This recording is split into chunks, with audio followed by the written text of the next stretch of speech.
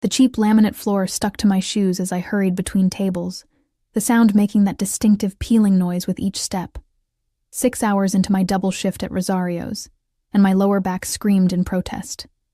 The restaurant hummed with the usual Friday night chaos, clattering plates, bursts of laughter, and the constant sizzle from the kitchen. I tucked a strand of hair behind my ear, feeling it immediately fall back across my face, damp with sweat. "Table 7 needs drinks, Ellie," Marco barked from behind the bar, not bothering to look up from the martini he was mixing. "On it," I called back, forcing brightness into my voice that I didn't feel. I'd learned early that cheerfulness, even fake, meant better tips, and God knew I needed every dollar tonight. The eviction notice taped to my apartment door this morning had made that abundantly clear. 3 months behind on rent, and my landlord's patience had finally run out. I had 72 hours to come up with $2,400 or find somewhere else to live. With my credit score and bank account both hovering near zero, the latter seemed more likely. I balanced the tray of drinks, weaving through the maze of tables. The scent of garlic and tomato sauce hung heavy in the air, mingling with perfume and cologne from the diners. My uniform, a white button-up and black slacks, was stained with splashes of various sauces despite my best efforts. The restaurant owner was too cheap to replace them more than once a year. That's when I first noticed the back corner booth. Unlike the rest of the restaurant, that section remained conspicuously empty except for 3 men. The booth was partially hidden by a decorative wine rack, offering a clear view of the entire restaurant while remaining somewhat secluded. It wasn't my section, but I couldn't help stealing glances while delivering drinks. The man in the center commanded attention without trying. He couldn't have been older than 35, with dark hair cut precisely, expensive enough that it didn't look expensive. His suit, charcoal gray and impeccably tailored, made the businessmen at the other tables look like they were wearing costumes. 2 larger men flanked him, their expressions blank, eyes constantly scanning the room. "Who's that?" I whispered to Nadia as we passed in the narrow service corridor. She followed my gaze and her eyes widened. "You don't know?" she hissed, pulling me further from view. "That's Dante Russo. He owns half the waterfront, and probably the other half too, unofficially." The name registered vaguely, whispered conversations, newspaper headlines I'd glanced at. The Russo family had deep roots in the city, and deeper connections. The kind nobody talked about openly. "What's he doing here?" I asked. Rosario's was decent, but hardly the caliber of restaurant someone like him would frequent. Nadia shrugged. "Monthly visit. Marco says he's been coming here since it opened. Some kind of loyalty thing." She lowered her voice further. "Nobody serves that table except Marco's nephew. Family only." I nodded, suddenly eager to finish my shift without drawing any attention. Something about the man's presence made the air feel charged, dangerous. I'd spent my entire life trying to be invisible, and tonight was definitely not the night to be noticed. The next hour passed in a blur of orders and complaints. My feet throbbed inside my worn-out shoes, and the phantom weight of my problems made each step heavier. A baby started wailing at table 12. The kitchen was backed up again. 2 college guys tried to order drinks with obviously fake IDs. Just another Friday at Rosario's. Then it happened. I was rushing past the corner booth with a tray full of desserts when Marco's nephew, a gangly 19-year-old named Vincent, tripped over someone's outstretched foot. The bottle of expensive red wine he was carrying tumbled from his hands, its contents arcing through the air in slow motion, directly toward Dante Russo's immaculate suit. I didn't think. My body moved on instinct. I lunged forward, abandoning my own tray, and somehow managed to catch the bottle midair with my left hand. My right hand grabbed a cloth napkin from an empty table, intercepting most of the airborne liquid before it could reach its target. Time seemed to freeze. The restaurant fell silent. Vincent stood paralyzed, his face drained of color. I remained awkwardly positioned between tables, wine-soaked napkin in one hand, rescued bottle in the other, suddenly aware of everyone staring, including Dante Russo. His eyes, a startling shade of amber, locked onto mine with an intensity that made my breath catch. Not angry, as I'd expected, but curious. Assessing. "I'm so sorry," I stammered, backing away. I didn't mean to intrude, What's your name? His voice was quiet but carried easily in the silent restaurant. Deep, with a slight rasp, like expensive whiskey poured over gravel. Ellie Winters. I shouldn't have told him my real name. Some deep-rooted instinct warned against it. But lying seemed impossible under that steady gaze. His mouth curved slightly, not quite a smile. Quick reflexes, Ellie Winters. One of his companions whispered something in his ear. Dante nodded without taking his eyes off me. You work here long? 3 years, I answered, unsure why it mattered. My heart hammered against my ribs. Around us, conversations slowly resumed, though significantly quieter than before. He studied me for another moment, then gestured to the now empty wine bottle. Bring another, and a glass for yourself. I blinked in confusion. Sir, this isn't my section, and I'm still on shift. Marco won't mind, he replied with absolute certainty. As if summoned, Marco appeared at my elbow, his usual scowl replaced with a deferential smile I'd never seen before. Of course not. Take all the time you need, Ellie. I'll cover your tables. He took the empty tray from my hands, nodding encouragingly toward the booth. I felt like I was having an out-of-body experience. This couldn't be happening. I just wanted to finish my shift, go home, and cry into my pillow about my impending homelessness. Not whatever this was. Sit, Dante said, gesturing to the space beside him as one of his men slid out to make room. It wasn't a request. I sat, keenly aware of my stained uniform, messy hair, and the exhaustion I knew showed on my face. The leather seat felt cool against my overheated skin. Up close, I could smell his cologne, subtle cedar notes with something darker underneath. The booth's privacy suddenly felt confining. Vincent returned with another bottle of wine, hands visibly shaking as he poured 2 glasses. One for Dante, one for me. Then he disappeared so quickly he might as well have evaporated. 2 quick reflexes, Dante said, raising his glass slightly. I mirrored the gesture automatically, taking a small sip. The wine was exquisite, complex and smooth, in a way that made the house wine I occasionally splurged on taste like vinegar in comparison. Thank you, I said, unsure what else to add. But I should probably get back to, you're in trouble. It wasn't a question. I froze, wine glass halfway to the table. Excuse me? His eyes never left my face. Financial trouble. Serious, from the looks of it. A chill ran down my spine. How could he possibly know that? Had my desperation been that obvious? Or worse, had he been watching me before tonight? I don't know what you're talking about, I lied, the words sounding hollow even to my own ears. He didn't bother responding to the obvious falsehood. Instead, he reached into his jacket and withdrew a small leather notebook and gold pen. He wrote something, tore out the page, and slid it across the table. An address in the wealthy part of town, and tomorrow's date with a time, 10 a.m. What is this?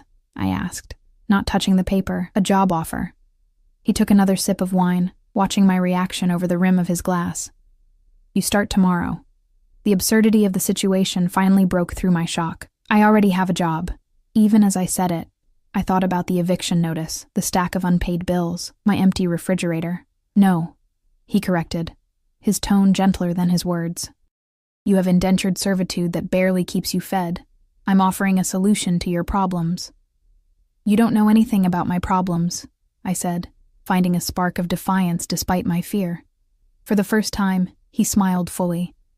It transformed his face from intimidating to devastating. Eviction notice, 3 months behind. 72 hours to pay or vacate. Car needs transmission work. Hospital bills from last year still unpaid. Student loans in default. Did I miss anything important? My blood turned to ice. There was no way he could know all that unless... You've been investigating me, I whispered, fighting the urge to flee. Why? He leaned back, regarding me with those unnerving amber eyes. Let's call it recognition of an uncommon quality. Loyalty. Resourcefulness.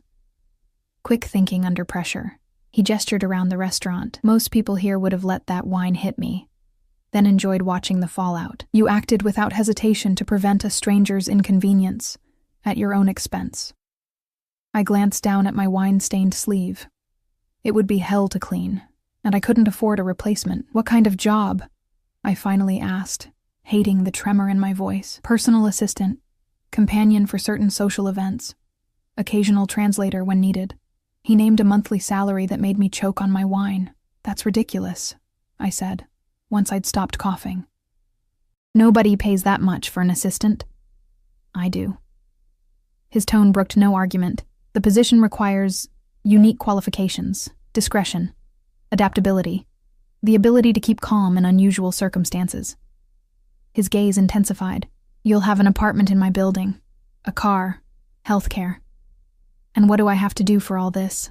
I asked, suspicion creeping into my voice. Nothing in my life had ever come without a terrible price. Something flashed in his eyes, amusement perhaps, or approval. Nothing illegal, nothing unethical, and nothing, he emphasized, of a sexual nature, unless you wish it. Heat flooded my cheeks. I don't. Then it won't be an issue. He finished his wine. Be at that address at 10 tomorrow. Bring whatever matters to you. Leave the rest. One of his men murmured something in Italian. Dante checked his watch and nodded. I'm afraid I have another engagement. But I look forward to our arrangement, Ellie Winters. I haven't agreed to anything, I pointed out, finding a last scrap of courage. He studied me for a long moment. You will. It wasn't arrogance in his voice, but certainty, as if he'd already seen how this would play out. Then they were gone, leaving nothing but an empty wine bottle, a generous tip, and a piece of paper with an address that promised salvation or damnation, possibly both. I sat in the booth long after they'd left, the restaurant noise rushing back around me like a tide. The logical part of my brain screamed warnings. People like me didn't get miraculous job offers from powerful men.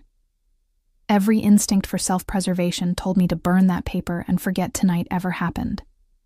But as my fingers closed around the expensive notepaper, all I could think about was the eviction notice, the mounting debts, the exhaustion of always running in place, never getting ahead. And beneath it all, the unsettling feeling that I'd already made my decision the moment I caught that falling wine. Sleep eluded me that night. I tossed and turned in my tiny studio apartment, my mind racing with possibilities and warnings.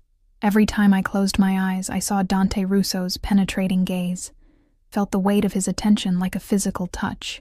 By dawn, I'd cycled through every emotion: hope, fear, suspicion, curiosity, and landed nowhere certain. The address he'd given me led to a gleaming high-rise in the most exclusive part of downtown. Floor-to-ceiling windows reflected the morning sun, making the entire structure shimmer like a mirage. I stood on the sidewalk across the street, clutching my pathetic duffel bag containing everything I considered irreplaceable.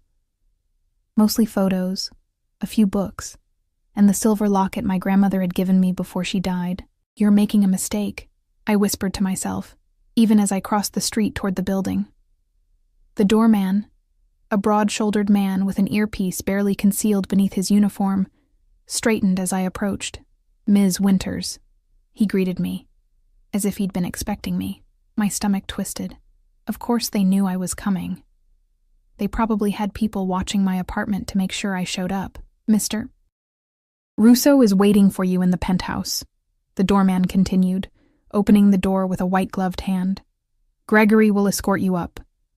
Gregory turned out to be another mountain of a man in a well-tailored suit, who appeared silently from an alcove in the lobby. He led me to a private elevator at the back of the marble-floored atrium, using a keycard to access it. We rode in silence, the elevator climbing smoothly to the top of the building. My ears popped from the rapid ascent. Mr. Russo appreciates punctuality, Gregory finally said as the elevator slowed. It was the only acknowledgement that I existed. The doors opened directly into a foyer larger than my entire apartment. Sunlight streamed through wall-to-wall windows, illuminating a space that belonged in a design magazine. All clean lines, neutral tones, and strategic splashes of color. The view beyond the windows stole my breath. The entire city spread out below, the harbor glittering in the distance. You came. Dante's voice drew my attention away from the view. He stood in the doorway to what appeared to be a living room, dressed more casually than the previous night. Dark trousers and a crisp white shirt with the sleeves rolled to his elbows, revealing strong forearms and an expensive watch. "I'm still deciding," I countered, finding some small courage. I came to hear more details before making any commitment. Something like respect flickered in his eyes. "Fair enough." He gestured toward the living room. "Please." I followed him, trying not to gawk at my surroundings. The living room continued the theme of understated luxury, leather furniture, abstract art on the walls, a fireplace that probably cost more than 4 years of my rent. A woman in a gray dress, obviously staff of some kind, appeared with a tray of coffee. "Diana will show you to your quarters after we talk," Dante said, pouring coffee into 2 porcelain cups so delicate they looked like they might shatter if handled too roughly. "Sugar? Cream? Black is fine," I said, accepting the cup with hands I forced not to tremble. The coffee smelled incredible, rich and complex, nothing like the burnt diner sludge I was used to. He sat opposite me in a leather armchair, his movements fluid and controlled. "You have questions." I took a sip of coffee to gather my thoughts. "What exactly would I be doing as your assistant?" "Managing my schedule, accompanying me to certain business functions, overseeing household staff, occasional travel." He watched me over his cup. "Your language skills are particularly valuable." "Russian, yes, and conversational Mandarin." I nearly dropped my coffee. "How did you—" "Your academic records," he said simply, as if invading my privacy was the most natural thing in the world. "Double major in international relations and linguistics. Impressive, especially while working full-time." "Not impressive enough to get me a job in my field," I said bitterly, thinking of the countless rejections, the closed doors, their loss, my gain. He set his cup down. "You'll have health care, as I mentioned, a car, a clothing allowance, and the apartment on the floor below this one." "An entire apartment?" I echoed in disbelief. "You'll need to be available at odd hours." "Living in the building makes that possible." His tone made it clear this wasn't negotiable. "Your personal life remains your own, but discretion is non-negotiable. Anything you see or hear while working for me stays private." I nodded slowly, still trying to process everything. "And what happens if I want to leave?" Something darkened in his expression. Just for a moment, then it was gone. "You're not a prisoner, Ellie. You can leave any time. Though I would appreciate 2 weeks' notice, like any employer." It sounded reasonable. Too reasonable. Why me? There must be hundreds of qualified people who jump at this opportunity. Most people see money and power and think only of how to take it for themselves. His gaze was uncomfortably direct. "You saw danger and acted to protect a stranger with no expectation of reward. That kind of instinct can't be taught." I wanted to believe him. But nothing in my life had prepared me for sudden windfalls without painful catches. "There's something you're not telling me," I said quietly. He smiled, a real one that reached his eyes. "Many things, but nothing that will harm you." He stood. "Come, see the apartment before you decide." We descended 1 floor in the private elevator. The doors opened to reveal another foyer, smaller than the penthouse but still luxurious. Dante used a keycard to unlock the door, then handed it to me. "Your temporary key will get you permanent access today." The apartment was stunning. Open floor plan, modern kitchen, 2 bedrooms, and a balcony with the same breathtaking view as the penthouse. Everything was furnished, tastefully, in shades of blue and cream that I would have chosen myself. "The closet has some basics in your size," Dante said, gesturing toward the master bedroom. "The rest you can purchase with this." He handed me a credit card with my name embossed on it. "Your first month's salary has been deposited in your account already. The rest of your financial obligations have been addressed." I stared at the card. "You paid my debts?" "Considered it a signing bonus," he replied smoothly. "Clean slate." My fingers closed around the card. The sensation of a weight lifting from my shoulders was so intense it left me dizzy. No more eviction. No more dodging calls from debt collectors. No more choosing between electricity and food. "Why?" I whispered, emotion making my voice rough. He stepped closer, close enough that I could smell that same intoxicating cologne from last night. Because I can. His voice had dropped to match mine. Because I want to. Because some people deserve better than what life has given them. For a moment, we stood there, separated by inches and worlds. His amber eyes searched mine for something. I wasn't sure what. I should go, he said finally, stepping back. Take today to settle in. Tomorrow, be ready at 8. Diana will show you everything you need to know about the household. He moved toward the door, but paused with his hand on the handle. One last thing, Ellie. I looked up, still dazed by everything. While you're with me, you'll be safe. But that safety comes with visibility. People will notice you, talk about you. Some may approach you. His expression hardened. If anyone makes you uncomfortable, anyone at all, you tell me immediately. Understood? I nodded, unsettled by his intensity. Good. The hardness vanished, replaced by something almost gentle. Welcome home, Ellie. Then he was gone, leaving me alone in an apartment worth more than I would have earned in a decade at Rosario's.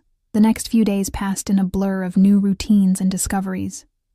Diana, I learned, was Dante's household manager and my guide to this new world. She showed me how to use the building's security systems, introduced me to staff, and explained my duties with military precision. Mr. Russo values efficiency, she told me as we reviewed his calendar. Learn to anticipate his needs before he expresses them. How long have you worked for him? I asked, hoping for some insight. Her expression remained professional but warmed slightly. 8 years, since he took over the family business. I wanted to ask more about the family business, about Dante himself, but something in her manner discouraged personal questions. Instead, I focused on absorbing everything she taught me. By the end of the week, I had settled into a routine of sorts. Mornings began with reviewing Dante's schedule and preparing briefings on anyone he was meeting that day. Most afternoons were spent accompanying him to various appointments. Legitimate business meetings at office buildings downtown. Lunches with people who seemed important, but whose roles remained mysterious. Dante himself remained an enigma. Professional, but not cold. Demanding, but never cruel. He never raised his voice, yet everyone around him moved with the tense readiness of prey animals in a predator's territory. Everyone except me. With me, he was different. More relaxed. Sometimes even playful in a restrained way, his dry humor catching me off guard. He asked my opinions on things, books, current events, people we met, and actually listened to my answers. It was during the second week that things began to shift. We were returning from a meeting with what I gathered was a shipping executive. The conversation had involved a lot of coded language and significant looks that I pretended not to notice. As we settled into the back of his Mercedes, Dante seemed tense, his jaw tight. Problem? I asked, reviewing my notes from the meeting. Possibly. He stared out the window for a moment. What did you think of Milano? I considered the shipping executive we'd just left. Nervous. Kept looking at his phone, and he contradicted himself about the delivery timeline. Dante's eyebrows rose slightly. Most people wouldn't have caught that. I shrugged. Most people don't spend years serving tables. You learn to read people when your tips depend on it. A small smile. What else? He wasn't afraid of you, I said, the realization crystallizing as I spoke. Everyone else is, at least a little. He was nervous, but not about you, about something else. Dante studied me with new interest. You continue to surprise me, Ellie Winters. Before I could respond, his phone rang. He answered, listened for a moment, then cursed softly in Italian. His eyes flicked to me. Change of plans, he said after ending the call. I need to make a stop. You can wait in the car. I'll come with you, I said automatically. In case you need anything. Something flashed across his face. Concern? This isn't a business meeting. I understand, I replied, though I didn't. Not really. He hesitated, then nodded once. Stay close to me. Don't wander. The driver took us to an industrial area near the docks, stopping outside a warehouse with no visible signage. 2 men in dark clothing stood guard at a side entrance. They straightened as our car approached. "Wait here," Dante instructed the driver, then turned to me. "Last chance to stay in the car, Ellie." I met his gaze steadily. "I'm your assistant. I assist." His mouth quirked. "So you do." He reached into the car's compartment and removed a handgun, checking it before tucking it inside his jacket. My breath caught. Despite all the hints and whispers, this was the first concrete evidence of who Dante Russo really was. What he was. He saw my expression and paused. "Are you afraid?" The strange thing was, I wasn't. Not of him. No. He studied me for a long moment, then nodded. "Stay behind me. Don't speak unless spoken to. And if anything happens, anything at all, you run. Don't look back. The driver will get you home." The warehouse was dimly lit and smelled of dust and salt. We followed one of the guards through a maze of shipping containers until we reached a small office area. Inside, 3 men were waiting. 2 standing, 1 seated. The seated man had a swollen face and split lip. His hands were zip-tied to the chair arms. My stomach dropped. I knew immediately what this was, and everything in me screamed to leave. But leaving meant abandoning the fragile safety I'd found. It meant returning to desperation. So I stayed, silent and still, as Dante approached the injured man. Their conversation was quiet, punctuated by long silences and the occasional harsh word in Italian. I focused on breathing evenly, on keeping my expression neutral. 10 minutes later, it was over. No additional violence, just tense conversation, and what appeared to be an agreement. The man was released from the chair. As we walked back to the car, Dante placed his hand lightly on my lower back. The first time he'd touched me since we met. His palm radiated heat through my blouse. "You did well," he said quietly. "Most people would have run. Most people haven't been where I've been," I replied, surprising myself with my honesty. His hand tightened slightly against my back. "And where is that, Ellie?" I thought about my childhood in foster care. The years of struggling, the constant fear of destitution. Rock bottom, with a view of what's below it. He was silent for a long moment. "No one will hurt you again, not while you're with me." It should have sounded threatening. Instead, it felt like the most sincere promise anyone had ever made me. In the car, he sat closer than usual, his presence both comforting and overwhelming. "Ask your questions," he said, watching my profile. "I know you have them." I turned to face him fully. Who was he? Someone who forgot his obligations. Dante's voice was matter-of-fact. "He's been reminded." "Did you hurt him before I arrived?" "No, others did, on my behalf. No evasion, no justification." I nodded slowly. "Will it happen again? Will I see worse?" His eyes searched mine. "Possibly. My world isn't always civilized, but I try to keep bloodshed to a minimum. Bad for business." "Is that what this is? Business?" "Everything is business, Ellie." His gaze softened fractionally. "But some things matter more than profit." I looked out the window at the passing city lights, weighing my next words carefully. I can't be part of hurting people, even indirectly. He was quiet so long I thought he might not answer. "I won't ask you to be," he finally said. "But I won't lie to you about who I am either." "And who is that?" I asked, turning back to him. In the dim car interior, his amber eyes gleamed. "Someone who protects what's his." The words hung between us, loaded with meaning I wasn't ready to examine. But as we drove back to the gleaming tower I now called home, one thought kept circling in my mind. I was becoming one of those things Dante Russo considered his. And the most terrifying part was how little that frightened me. Fall gave way to winter, and I settled deeper into my new life. The initial strangeness faded, replaced by routines that began to feel natural. Wake up in my luxury apartment. Review Dante's schedule over coffee that cost more than I used to make in an hour. Choose an outfit from a closet filled with clothes I once would have only gazed at through store windows. After the warehouse incident, Dante kept his more questionable business dealings separate from my duties. But I wasn't naive. The The hushed phone calls, the meetings that disappeared from the calendar, the occasional bruised knuckles on his security team, they told their own story. "You're thinking too loudly," Dante remarked one evening as we rode back from a charity gala. Outside, snow fell in fat, lazy flakes, coating the city in pristine white that would turn to gray slush by morning. I smiled faintly, smoothing the silk of my evening gown. Another gift from him. Midnight blue, backless, worth more than my old car. Just tired. It was a long night. He studied me in that intense way of his, seeing too much. "You handled the commissioner's wife beautifully. Most people can't manage her for more than 5 minutes without reaching for a drink." She's lonely," I said with a shrug. "Her husband parades her around like an accessory, then ignores her. All she wants is genuine conversation." Dante's mouth curved. "Your empathy is both your greatest strength and your most dangerous vulnerability. Is that your way of telling me I'm too soft?" I asked, meeting his gaze directly.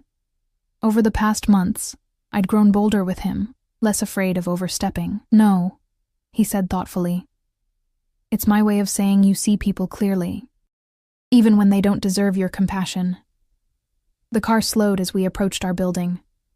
Before the driver could open the door, Dante placed his hand over mine on the seat between us. His touch sent a jolt of awareness through my body, a reaction I'd been fighting with increasing difficulty. "Have dinner with me tomorrow," he said. Not a command, but not quite a question either. "We have dinner together most nights," I pointed out. Part of my job was attending business dinners, acting as a buffer or translator when needed. Not a business dinner. His fingers tightened slightly over mine. "Just us." My heart stuttered. "Dante, it's time we discussed certain things," he continued, his voice dropping lower. "Things I've been postponing." Before I could respond, the door opened, letting in a gust of cold air and snowflakes. The moment shattered. Dante exited first, then offered his hand to help me out. The doorman greeted us with a deferential nod as we entered the warm lobby. In the elevator, silence stretched between us, charged with unspoken words. When we reached my floor, Dante held the door open. 8 o'clock, he said, nothing formal. I hesitated, then nodded once before stepping out. As the doors closed, I caught his expression. Intent, heated, possessive in a way that should have sent me running. Instead, it kept me awake most of the night. The next evening, I spent an embarrassing amount of time choosing what to wear. "Nothing formal," he'd said, which still left a bewildering array of options in my new wardrobe. I finally settled on a simple cashmere sweater and tailored pants. Elegant, but not trying too hard. At precisely 8, I rode the elevator to the penthouse. Diana opened the door, her usual professional mask firmly in place, though I caught a flicker of something in her eyes as she looked at me. Curiosity? Concern? "Mr. Russo is in the study," she said, taking my coat. He asked not to be disturbed. The penthouse was unusually quiet. No security personnel visible, no staff except Diana. "Is everyone gone?" I asked, following her down the hallway. "Mr. Russo wanted privacy tonight." Her tone revealed nothing, but her words sent a flutter of nerves through my stomach. The study door was ajar. I knocked lightly, then entered when Dante called for me to come in. The room was my favorite in the penthouse. Walls of books, leather furniture, a fireplace currently casting dancing shadows across the space. Floor-to-ceiling windows showcased the snow-covered city and harbor beyond. Dante stood by one of the windows, silhouetted against the night sky. He'd changed from his usual suit into dark jeans and a charcoal sweater that made his shoulders look even broader. In his hand, he held a glass of amber liquid, whiskey probably.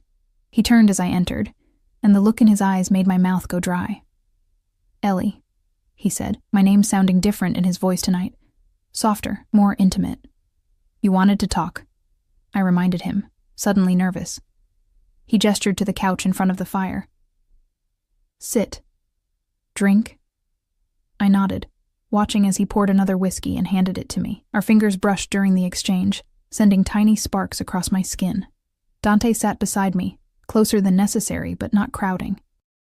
3 months, he said after a moment. "You've been with me 3 months today." I blinked in surprise. You remember the exact day? A faint smile. I remember everything about you, Ellie. The simple statement shouldn't have affected me so strongly, but heat bloomed in my chest and rose to my cheeks. I took a sip of whiskey to hide my reaction, savoring the warm burn down my throat. You've exceeded every expectation, he continued. You learn quickly. Adapt to any situation. Handle people with remarkable skill. He turned slightly to face me more directly. You've become indispensable. I'm just doing my job, I said, though we both knew it had become much more than that. Are you happy here? He asked unexpectedly. The question caught me off guard. I considered it seriously, looking past the material comfort to the heart of the matter.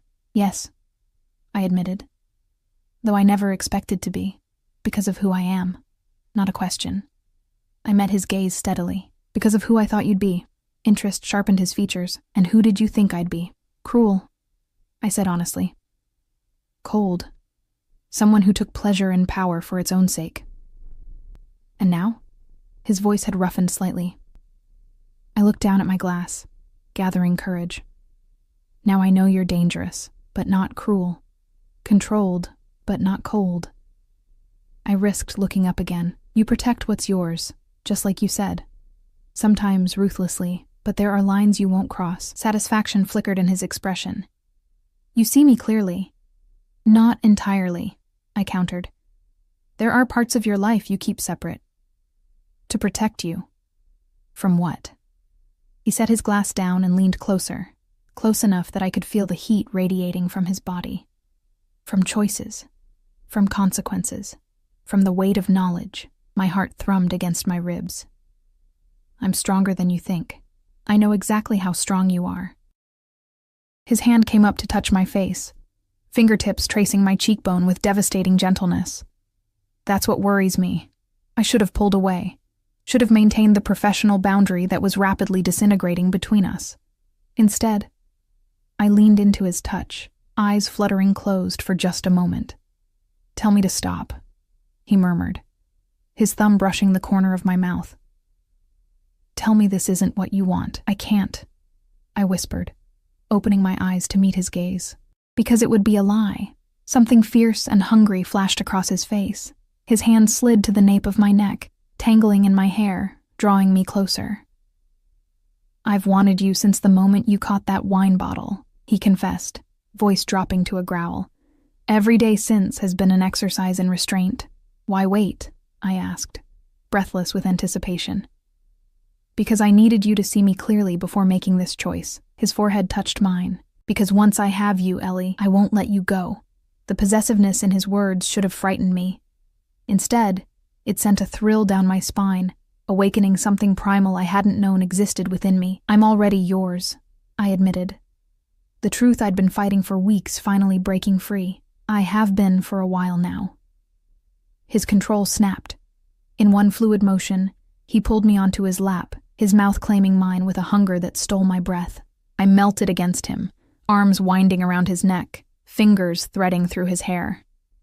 He kissed like he did everything else, with absolute focus and mastery, leaving no room for hesitation or doubt. His hands roamed my body, learning every curve through the thin cashmere.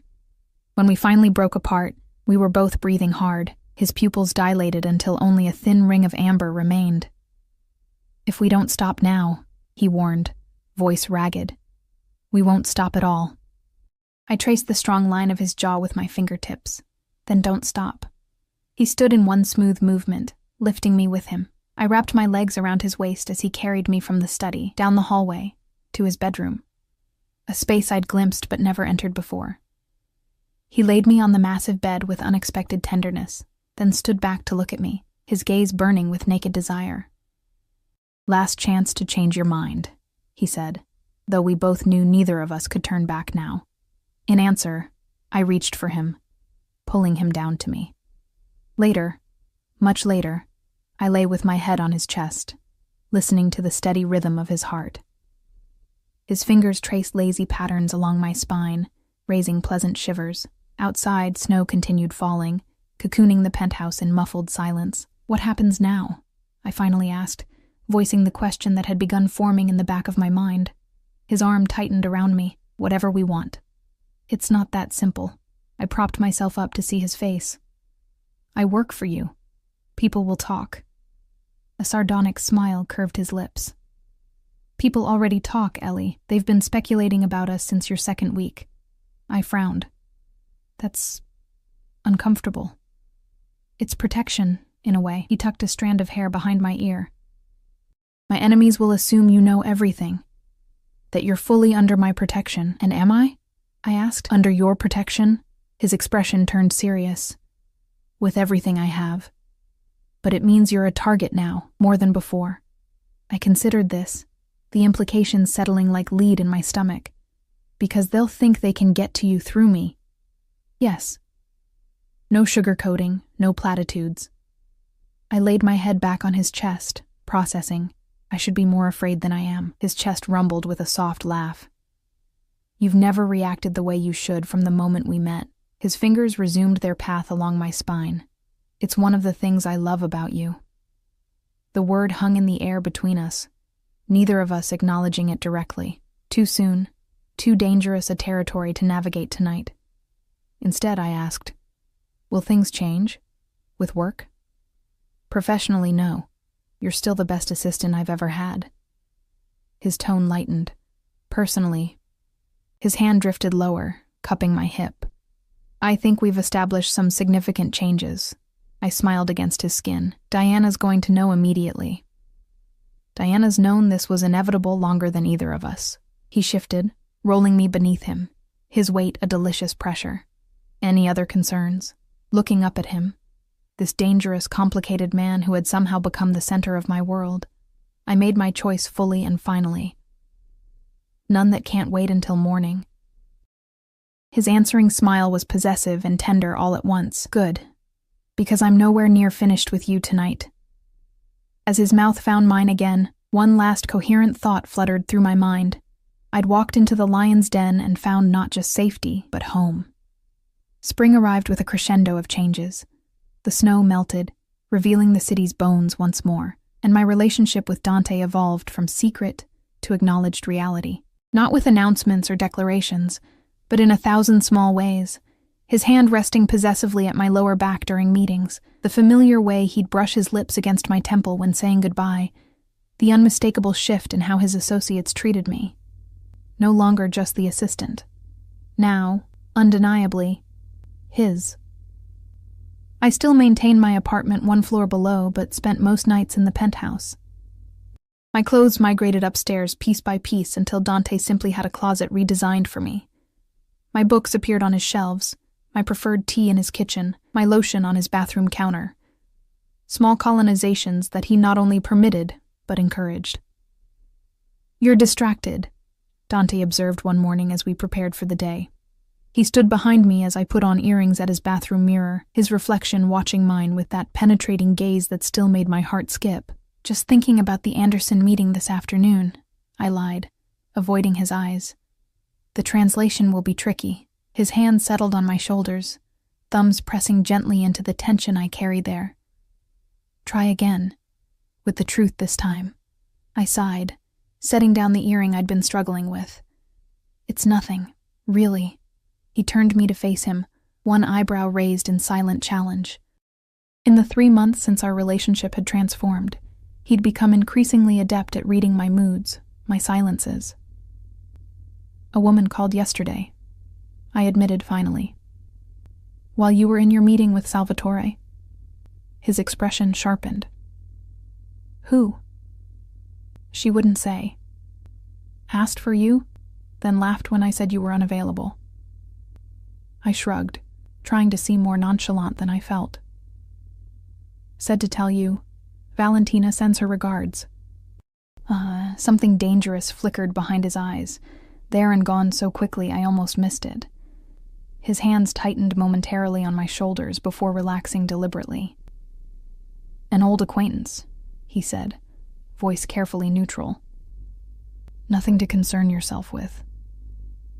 She seemed familiar with you, I pressed, hating the insecurity creeping into my voice but unable to stop it. Very familiar. Dante's mouth curved slightly. Is that jealousy I hear, Ellie? Should it be? I countered, meeting his gaze directly. He studied me for a long moment, then brought his hand to my face, thumb brushing my cheekbone in that tender gesture I'd come to crave. No, he said simply. Valentina is from another life, before you. She means nothing. Then why did she call? A shadow crossed his face, to cause exactly this reaction, to unsettle you, to create doubt. His other hand slid to the nape of my neck, anchoring me to him. Did she succeed? I wanted to deny it, but honesty had become our currency. A little, I admitted. I know there were others before me. I'm not naive. Others, he agreed, his voice dropping lower. Not another you. He drew me closer, until I could feel his breath against my lips. There has never been anyone like you in my life, Ellie, nor will there be after. The possessive certainty in his voice sent a shiver down my spine, half apprehension, half desire. You sound very sure of that. I am. He kissed me then, slow and thorough, making his point more effectively than words ever could. When he finally pulled back, his eyes had darkened with familiar heat. Now, about that Anderson meeting. The subject of Valentina was closed. For now. The Anderson meeting went smoothly, my worries about the translation proving unfounded. Dante's Russian client seemed satisfied with the terms, and we celebrated with dinner at an exclusive restaurant overlooking the harbor. As we waited for dessert, Dante received a text that made his expression tighten momentarily, before he schooled his features back to neutrality. Problem? I asked, attuned now to the subtle shifts in his mood. Nothing urgent. He pocketed his phone and took a sip of wine. How do you feel about a trip? The abrupt change of subject caught me off guard. What kind of trip? Italy. 2 weeks. My mother's birthday is approaching, and she's been asking to meet you. I nearly choked on my wine. Your mother? You want me to meet your family? A rare flash of amusement crossed his face. Is that so surprising? We've been together for months, Ellie. I struggled to articulate the complexity of my feelings. From what you've told me about your family, they're traditional. They are. His expression grew more serious. Which is why it matters that they meet you, that they understand your place in my life. My place in his life. We'd never labeled what we were to each other. Boyfriend-girlfriend seemed absurdly inadequate, and we'd carefully avoided more serious definitions. But meeting his family, especially his formidable mother, who had maintained her position of respect in their world even after his father's death years ago, that was a statement in itself. When would we leave? I asked, heart racing with equal parts excitement and trepidation. Friday. 3 days away. We'll stay at the family estate outside Florence. I nodded slowly, imagining the ancient Tuscan villa he'd occasionally mentioned. I should practice my Italian. His smile returned, warming his amber eyes. Your Italian is already better than you let on. I've heard you speaking with Marco from security. Eavesdropping, Mr. Russo, I teased, grateful for the lighter moment. Appreciating, he corrected, reaching across the table to take my hand, always appreciating. The dessert arrived, momentarily distracting us both. As we shared the rich chocolate creation, I noticed Dante scanning the restaurant with more attention than usual. His thumb absently traced the inside of my wrist as he surveyed the other diners, a habit I'd come to recognize as a sign of underlying tension. You're worried about something, I observed quietly. His gaze snapped back to mine, a flicker of surprise crossing his face before he masked it. Just a precaution, he said, his tone casual but eyes alert. Finish your dessert. The car will be waiting. The drive home was silent, Dante working on his tablet while I gazed out at the nighttime cityscape. When we reached the penthouse, he disappeared into his study with a brief kiss and a murmured apology about business that couldn't wait. I changed and went to bed alone, unusual enough these days to leave me unsettled. Hours later, I woke to the mattress dipping as Dante slid in beside me. The clock read 2:37 a.m. I turned toward him, detecting the faint scent of his cologne mingled with something else. Cigarette smoke, though he didn't smoke. Everything okay? I murmured sleepily as his arm curved around my waist, drawing me against his chest. Better now. he replied, his voice rough with exhaustion. His hand stroked my hair, more to soothe himself than me, I suspected. Go back to sleep.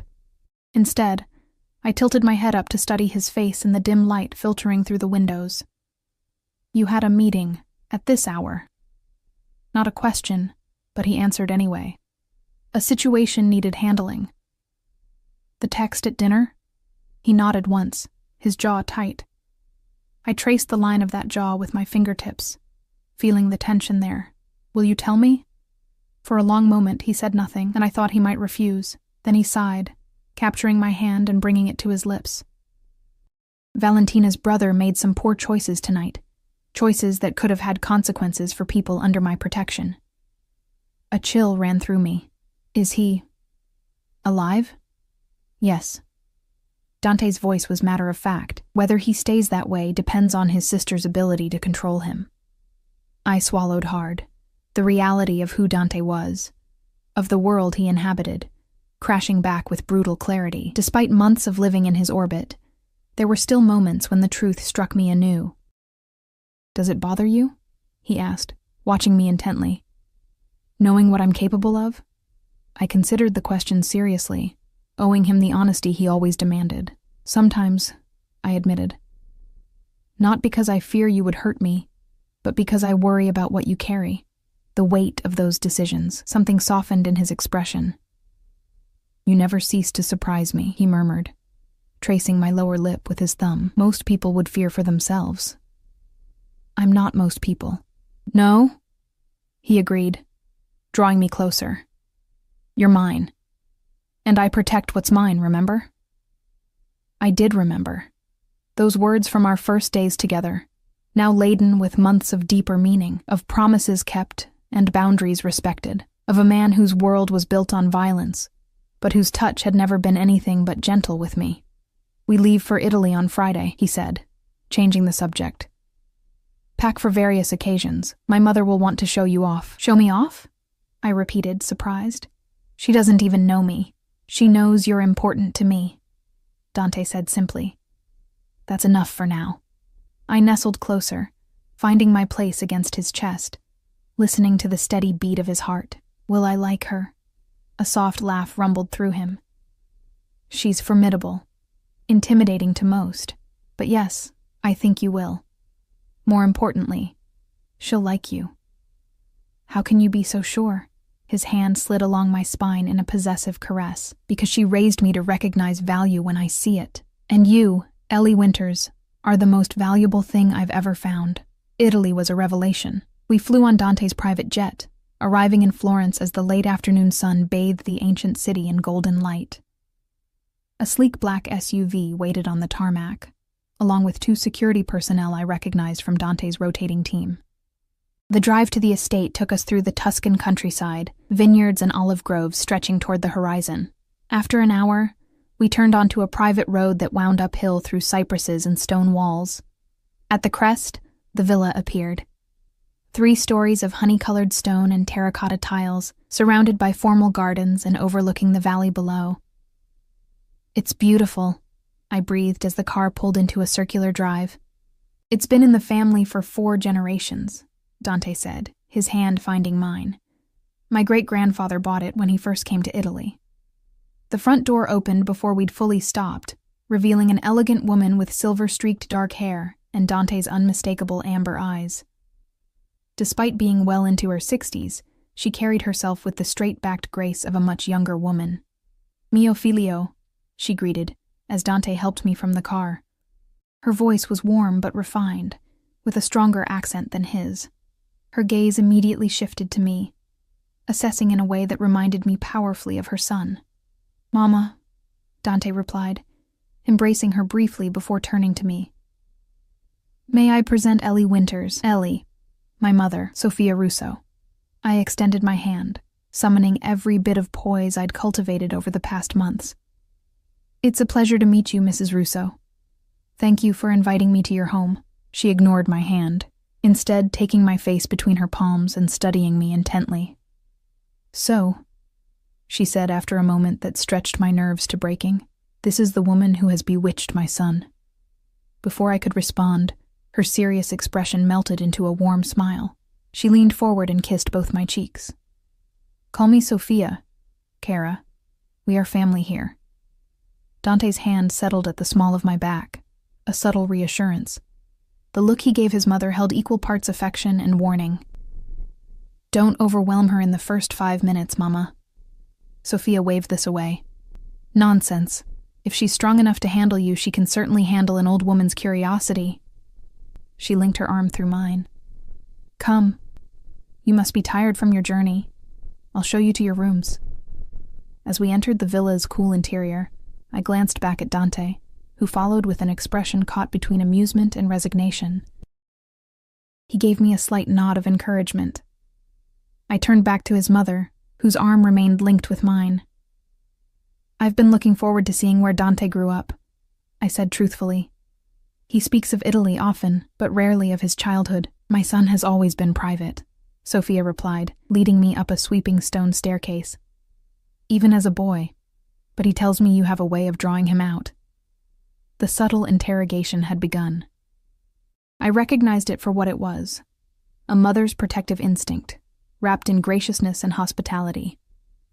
Over the next hours, as we toured the villa and settled in, Sophia's questions continued, expertly woven into conversation.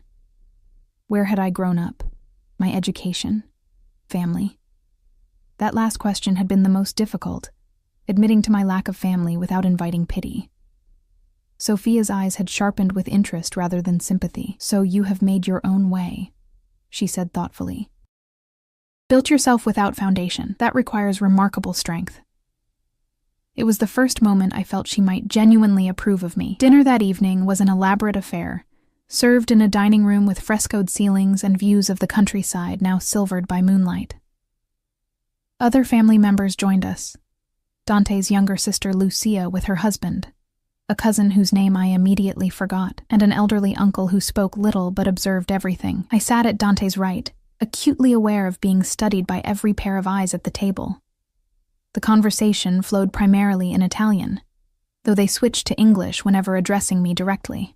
Dante translated occasionally, his hand often finding mine under the table. "Tell me, Ellie," Lucia said during the second course, her English precise but heavily accented. "How did you and my brother meet? He is uncharacteristically vague on the details." Dante tensed beside me. I squeezed his hand reassuringly. "I was working as a waitress," I said truthfully. "Dante came into the restaurant, and I made an impression." Sophia's eyebrows rose. "A waitress? How interesting." Her tone revealed nothing of whether she found this suitable or scandalous. "She saved me from wearing an excellent Barolo," Dante added, his thumb stroking the inside of my wrist. "Caught it mid-air. I've never seen reflexes like it." "Always the practical one, my son," Sophia said with a small smile, appreciating useful skills. "Among other qualities," Dante replied, his gaze meeting mine with an intensity that made me blush. Lucia laughed delightedly. "I've never seen him look at anyone that way," she told me, ignoring her brother's warning glance. "Like you've performed some miracle just by existing." "Enough, Lucia," Dante said, though without real heat. The conversation drifted to business matters, and I was grateful for the reprieve from direct attention. I observed instead, noting the dynamics between family members, the subtle shifts in Dante's demeanor. Here, surrounded by his blood, he seemed both more relaxed and more alert, a complex contradiction that fascinated me. Later, as we prepared for bed in the expansive suite we'd been given, I finally voiced the question that had been growing since our arrival. "Your mother, does she approve?" Dante paused in unbuttoning his shirt, regarding me thoughtfully. Would it matter if she didn't? I considered this as I removed my earrings. "To me, yes, in some ways. She's important to you." I met his gaze in the mirror. "To us? I don't know. Would it?" He crossed to stand behind me, his hands settling on my shoulders. "My mother's opinion matters to me. Her happiness matters." His eyes held mine in the reflection. "But my choice of who to love is mine alone. Love." He'd never said it directly before, though I'd felt it in 1,000 unspoken ways. My breath caught. "And I choose you, Ellie," he continued, turning me to face him.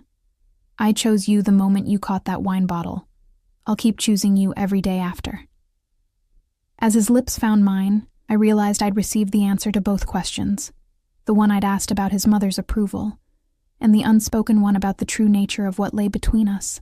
Both answers were yes. The rest of our time in Italy passed like a beautiful dream, days filled with excursions to Florence and surrounding villages, private wine tastings at neighboring vineyards, and quiet moments in the villa's gardens. Evenings of elaborate family dinners, where I gradually found my voice among the Russos. Nights alone with Dante in our suite, where the ancient walls kept our secrets.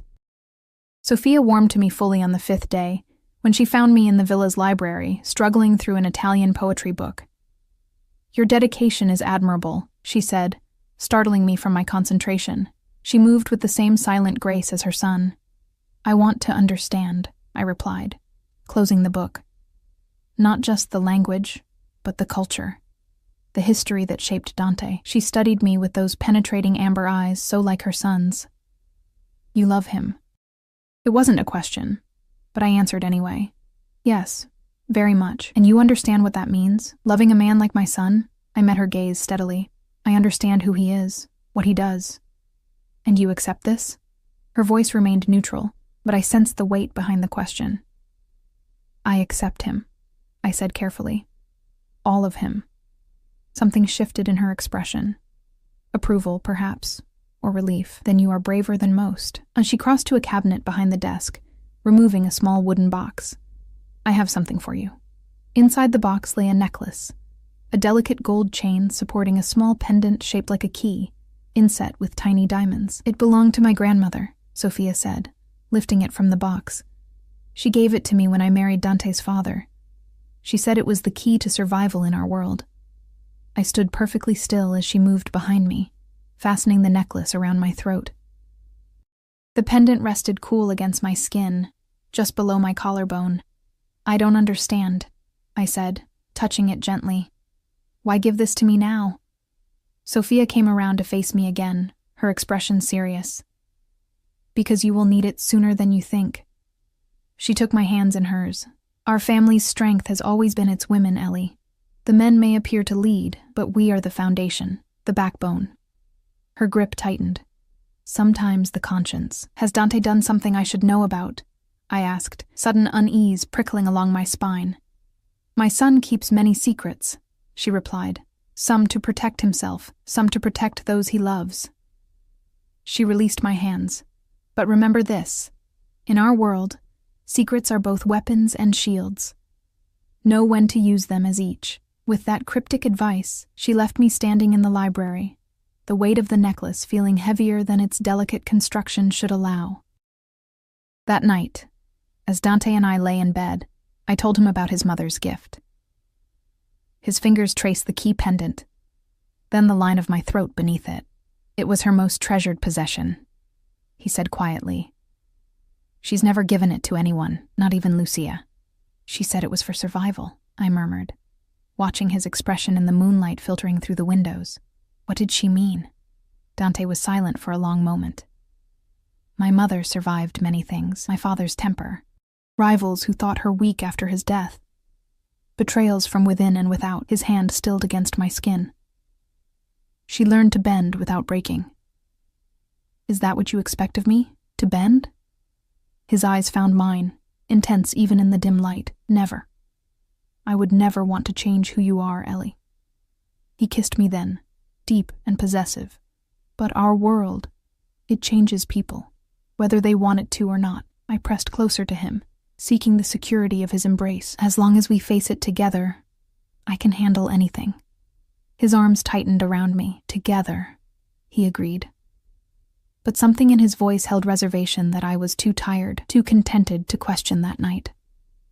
We returned home to find winter's last grip finally broken, the city blooming with spring's renewal. I stepped back into our routine with fresh perspective. My relationship with Dante deepened by the time with his family. The necklace from Sophia remained around my throat, a constant reminder of acceptance and warning both. 3 days after our return, everything changed.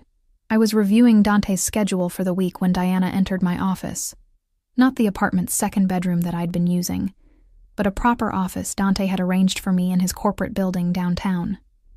"Mr. Russo needs you at the penthouse," she said, her usual composure slightly frayed. "Immediately." "Is something wrong?" I asked, already gathering my things. "He'll explain." She hesitated. "Take the private elevator when you arrive. Security has been instructed to expect you." The car ride to the penthouse was the longest 20 minutes of my life. My mind raced with possibilities, each worse than the last. Had something happened to Sophia? Had there been some business crisis? Was Dante himself in danger? The building's lobby was eerily quiet when I arrived, the usual staff replaced by men I recognized from Dante's security team. They nodded me through without speaking, their expressions giving away nothing. The private elevator required a fingerprint scan, something new since our departure for Italy. It ascended smoothly to the penthouse, where the doors opened to reveal not Dante, but Marco, the security chief I'd come to respect over the months. "Where is he?" I asked without preamble. "In the study." Marco's voice was carefully neutral. "He asked that you go directly there." The penthouse felt wrong, too quiet, too still. No staff visible, blinds drawn despite the bright spring day outside.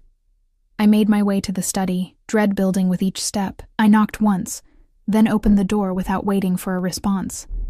Dante stood by the windows, his back to me, silhouetted against the thin strips of light filtering through the blinds.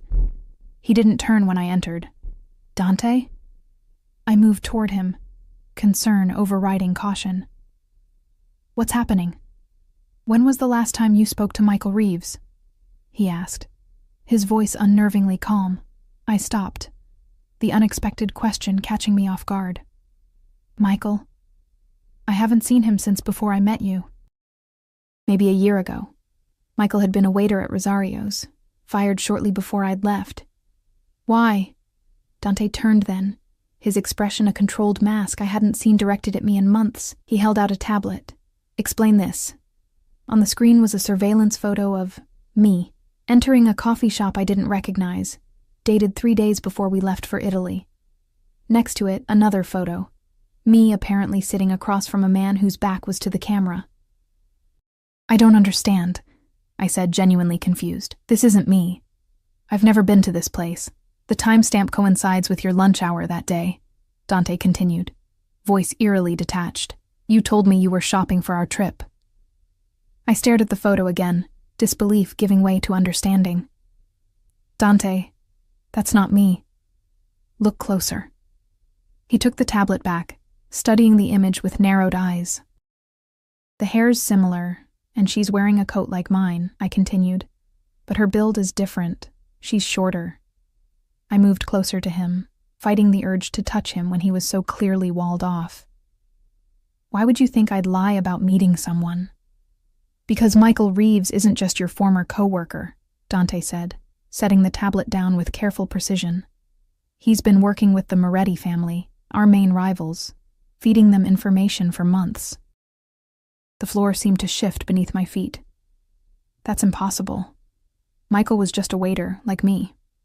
"No," Dante's eyes never left mine. "He was placed at Rosario's specifically to monitor my monthly visits. He's been informing for the Morettis for years." "And you think I'm... what? Working with him?" The accusation was so absurd I almost laughed, until I saw the genuine doubt in Dante's eyes. "You can't seriously believe that." "What I believe," he said carefully, "is that there are too many coincidences. Your miraculous save with the wine, your perfect suitability for the position I needed filled, your quick adaptation to my world." Each word struck like a physical blow. I took a step back, then another, shock giving way to anger. "So this was all a test? These past 6 months? Italy? Your mother's approval?" My voice broke on the last word. Something flickered in his expression. Pain, perhaps, or regret. But it was quickly subsumed by the cold calculation I'd seen him use with enemies. "I wanted to be wrong," he said quietly. "I've never wanted to be wrong about anything more in my life." "You are wrong," I insisted, my hand unconsciously rising to touch Sophia's necklace. "Call her. Call your mother. She saw something in me you apparently can't." "My mother doesn't know everything," he replied. She sees what she wants to see, a woman who makes her son happy. She doesn't see the larger game. There is no game, I cried, frustration mounting. Dante, everything between us has been real. Every moment, every word. I moved toward him again, desperate to break through whatever had poisoned his mind against me. Look at me. Really look. Do you honestly believe I could fake what's between us? For a moment, just a moment, doubt flickered in his eyes. Then his phone chimed with an incoming message. He glanced at it, and whatever vulnerability I'd glimpsed vanished instantly. You need to leave, he said, tucking the phone away. Marco will escort you to a hotel. Your things will be sent there. Just like that? Disbelief made my voice barely audible. After everything, you're throwing me away based on a mistaken photo and paranoid suspicions? It's not just the photo, he said, turning away. There's other evidence. Things I can't ignore, no matter how much I might want to. What evidence? I demanded. Show me.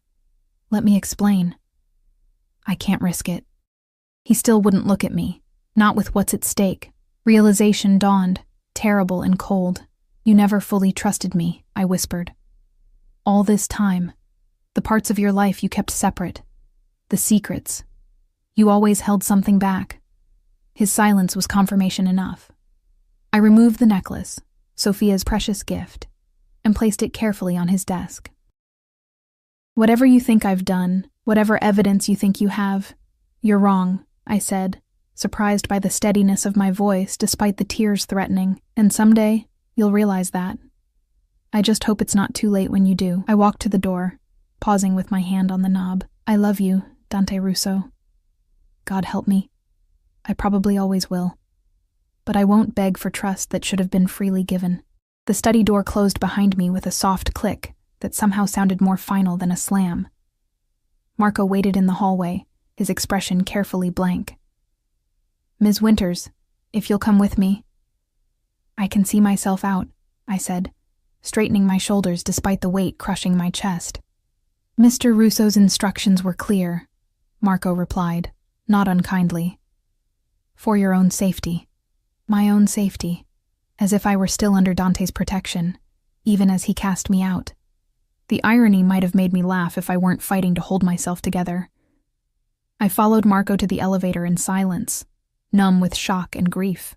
As the doors closed, I caught one last glimpse of the penthouse that had become my home, the place where I'd found both sanctuary and heartbreak. The hotel has a suite ready for you, Marco said as the elevator descended. Your things will arrive this evening. Mr. Russo has arranged for an account to cover your expenses until you decide on your next steps. His careful phrasing told me everything. Dante hadn't just ended our relationship, he'd erased me from his life entirely. A clean break, like cauterizing a wound. How generous, I said, not bothering to hide the bitterness. Please tell Mr. Russo he can keep his blood money. I managed before him. I'll manage after. Marco shifted uncomfortably. There are complications you may not be aware of, Ms. Winters. It would be safer to accept I'm aware of the complications. I cut him off.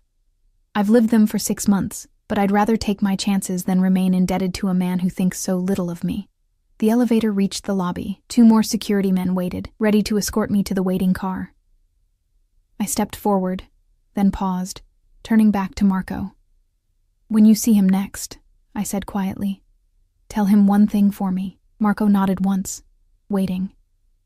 Tell him I forgive him. The words tasted like ashes, but I meant them, not for my sake, but for his. Because that's what love is, seeing someone clearly, flaws and all, and choosing them anyway. 3 days later, back in a shabby apartment not unlike the one I'd left behind half a year ago, I received a small package. No return address, no note.